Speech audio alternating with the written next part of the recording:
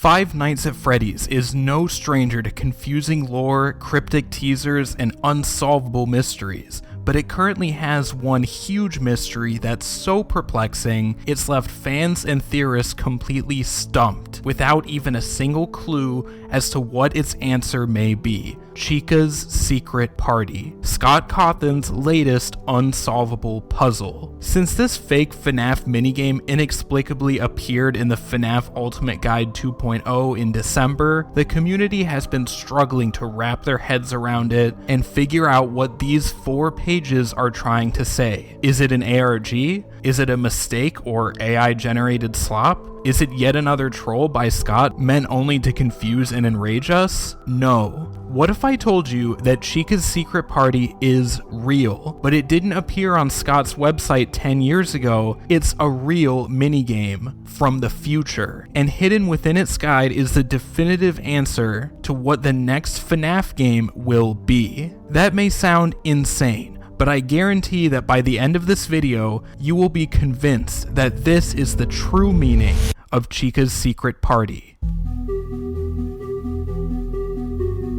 First, let's quickly go over what exactly Chica's Secret Party is, just so we're all on the same page. In December last year, we got the Five Nights at Freddy's Ultimate Guide 2.0, an updated edition of the FNAF Ultimate Guide, expanded to include the most recent 4 years of games and books. It's your standard game franchise companion guide with tips and summaries for each entry in the series. Nothing noteworthy, with one massive exception. Chapter 13 of the book is called Chica's Secret Party, and it's essentially a comprehensive walkthrough of what seems to be an 8-bit FNAF minigame that was up on scottgames.com for 3 days in 2016, a game which never actually existed. The guide shows 4 screenshots of this fake game, which appear to be different levels that get described in the chapter. Their text reads Chica's New Party, and they bear a striking resemblance to the FNAF 3 Good Ending minigames. This one shows Chica outside the Midnight Motorist house, which is very interesting. In the game, you play as Chica, and you have to bring cupcakes to babies located across 10 different levels in a 3-story house, and some babies need multiple cupcakes to be satisfied. There are 2 shadow figures roaming the house, one of which Chica needs to follow in order to discover the person behind the shadow,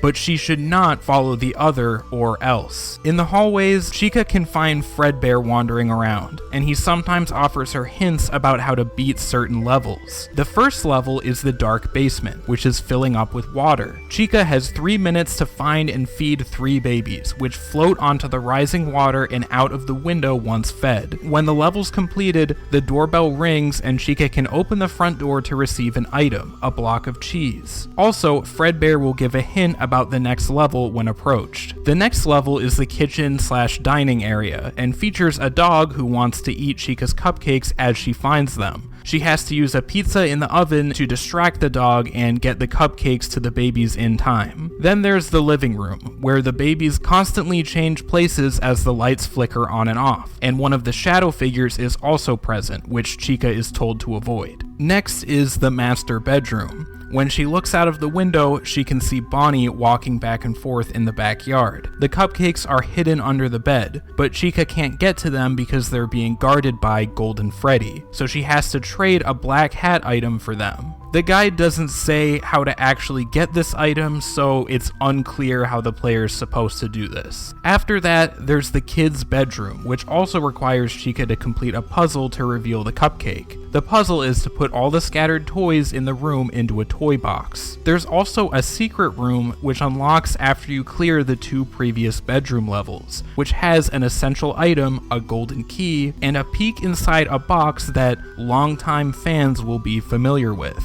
The next room is the home office, which features 2 babies and a gray man sitting at a desk, who doesn't have any dialogue. The cupcakes are hidden in a safe that requires a 4-digit code, which Chica has to leave to go find. When she returns with the code and feeds the babies, the gray man hints that something scary is under the bed, which is referring to Golden Freddy in the master bedroom, which we already knew. So it's possible that you're supposed to do this level first, or it's a joke about Gray Man being out of the loop. Chica moves on to the bathroom, where she has to remove all the floating duck toys from the bathtub to drain it and retrieve the cupcake. The guide says that there is something else very significant at the bottom of the tub, but it's not clear exactly what that is. She goes to the garage, where there's a bunch of rats scurrying around trying to steal the cupcakes. This is where the cheese item she picked up earlier comes into play, which distracts the rats and allows her to collect all the cupcakes and feed the babies. After that, a radio plays a series of numbers, which the guide says she needs to remember for something important. The final level is the attic, which can only be accessed with the key obtained from the secret room. It's the most difficult level with tons of babies and tons of cupcakes in shifting boxes, all with a short time limit of 3 minutes. Both shadow figures are also present here, so she has to look out for those too. When Chica wins the game, Bonnie, Fredbear, Golden Freddy, and Gray Man all join up with her for a dance party, and the shadow figures disappear. The guide says, after all, the party doesn't have to end. So, what does any of this mean? It reads like a tutorial for a game that someone experienced during a fever dream, and they're trying to describe it to you as the memory is slipping away from them in real time. We know for a fact, thanks to these messages from Scott himself during Daco's charity livestream, that everything in Chica's secret party is 100% intentional. It's not AI or a troll or a mistake.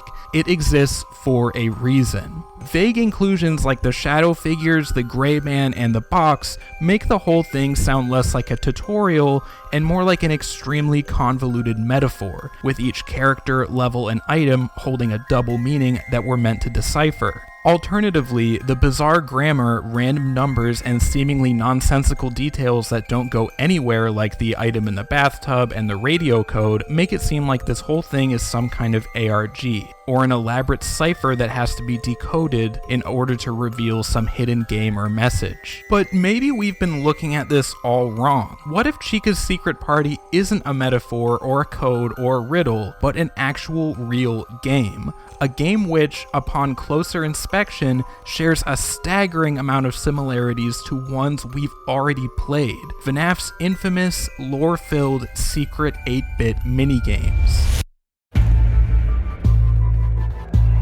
If Chica's Secret Party is a real game, albeit one that we can't actually play yet, then it's a game that recycles gameplay from a multitude of real 8-bit minigames from the Click Team era of FNAF.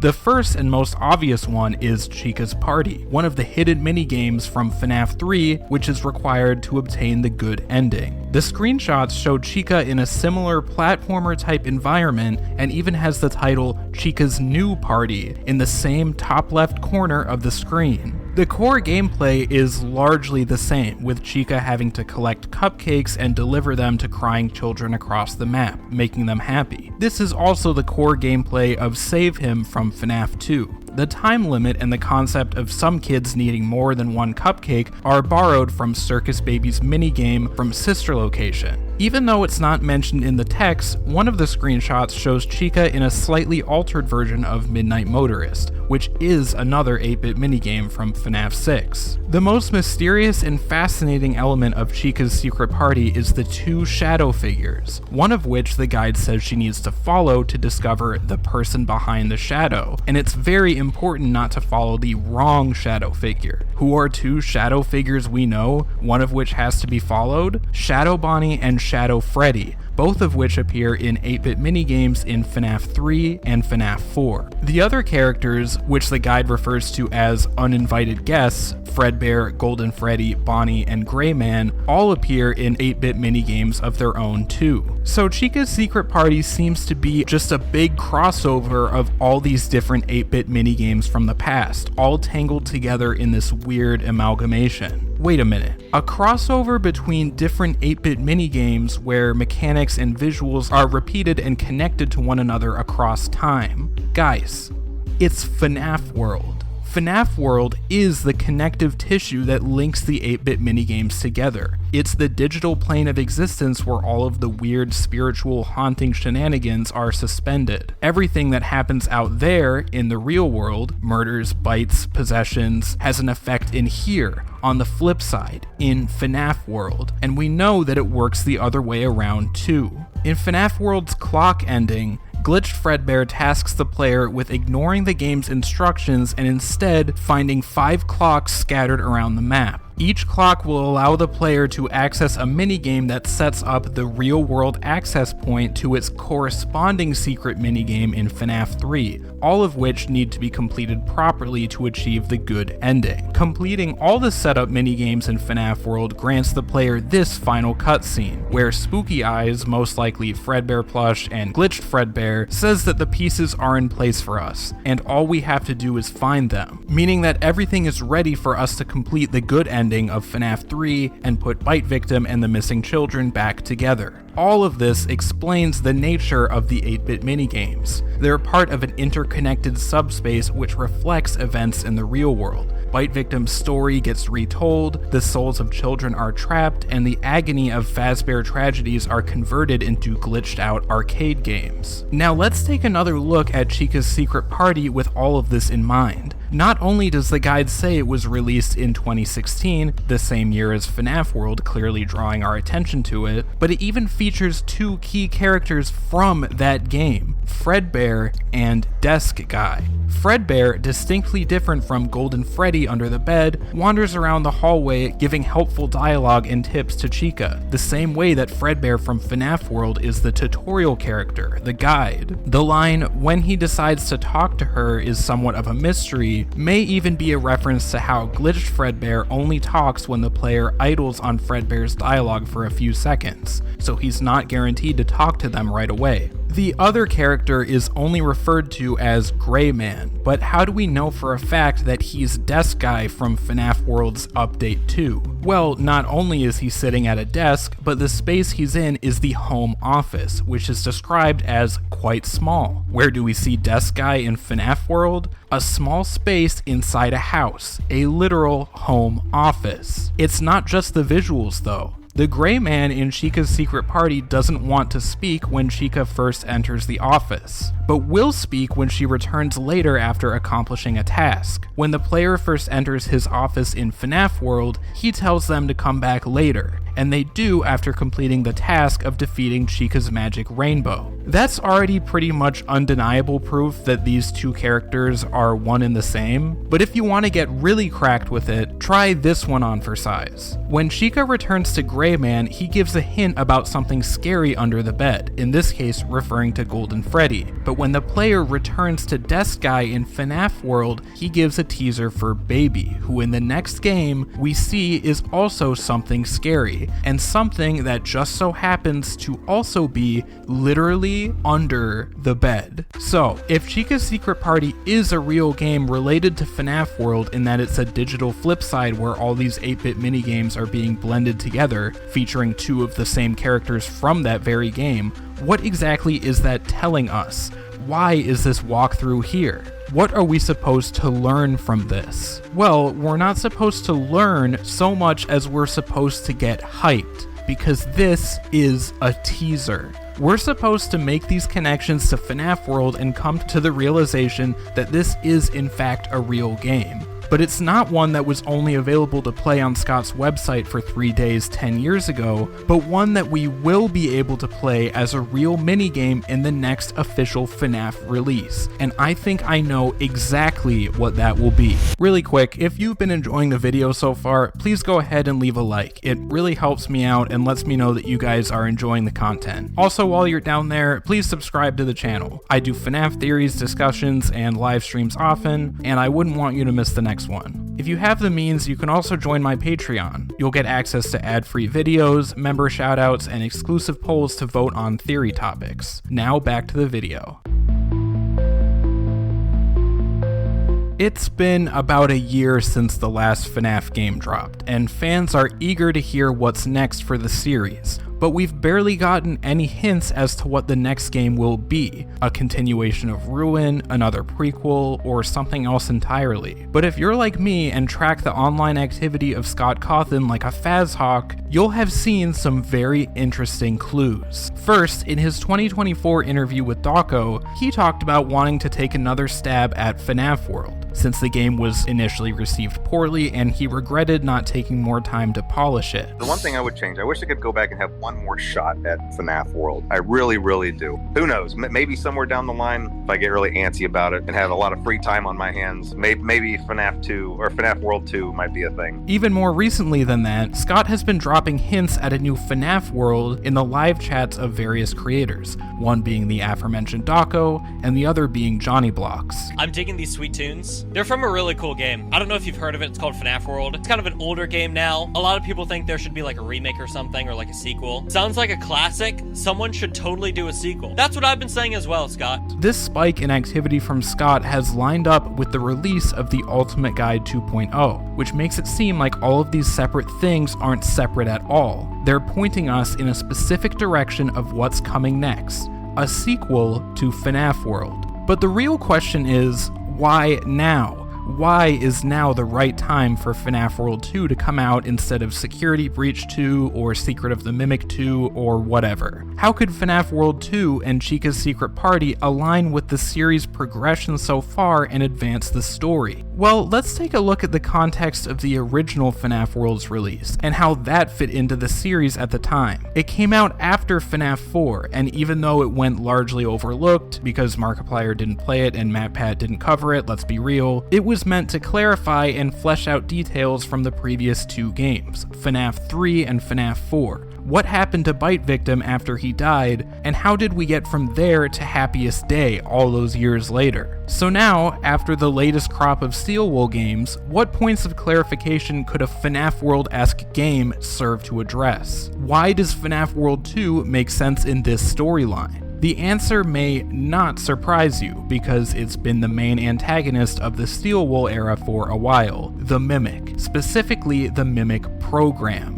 As of now, we know that the Mimic, the endoskeleton running the M2 program, was physically present beneath the pizzaplex for some time before being freed in Security Breach Ruin. But we also know about another entity beneath the pizzaplex that runs a different version of the Mimic program, M1, which has been there since 1979, F10N4, the supercomputer built by Edwin Murray to store the digital consciousness of his dead wife Fiona. One question that's been on everyone's minds is how, if at all, is F10N4 influencing the systems of the pizzaplex? It seems like she's hooked up to some kind of mainframe that runs throughout the entire facility, which could be drawing a parallel to the Tales from the Pizzaplex book, The Storyteller, where an advanced AI running the M1 program called the Storyteller is installed as the central hub of a vast network of wires which connect to everything in the complex. In the book, the Storyteller's purpose is to automatically generate and recycle entertainment concepts and program the entire pizzaplex to run them.